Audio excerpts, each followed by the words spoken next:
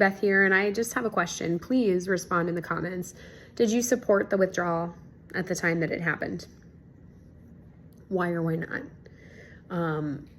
By the time that the withdrawal happened, I was not supportive of what we had done to prepare our allies to get to safety, that's for certain. And as it became clear that the Taliban was going to take control of the country again, which I think I always knew would happen, then I really did not support the way that the withdrawal happened. But, back in the day, I knew we were going to withdraw at some point. I was amazed that it took as long as it did for us to withdraw from Afghanistan. When I left the intelligence community in 2013, I was 100% certain that we were going to be gone from that country within the next few years, within the next year maybe. And it didn't happen. And then it didn't happen and didn't happen. And I felt that we were forgetting our war fighters. And so I just found this article because there's a lot of purity testing now about, where were you when and who did you support when? And, the title of my opinion piece from 2019 is End the War with Honor for All Who Served. And I talked about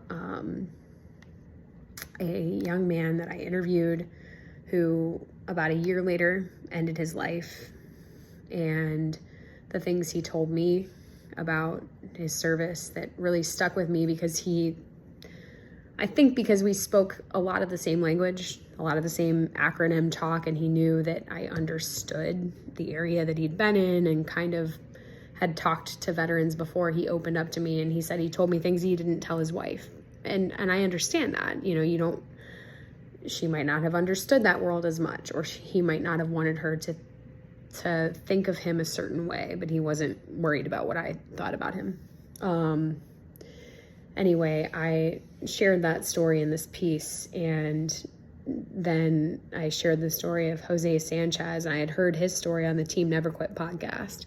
He lost his leg in Afghanistan, and he joked that some Afghan was using it as a dining room table, probably, because it got left behind. And there were a lot of pieces of our veterans that got left behind, metaphorically and physically, in this war. And whether or not you supported the withdrawal, I think we can all agree that it wasn't done well.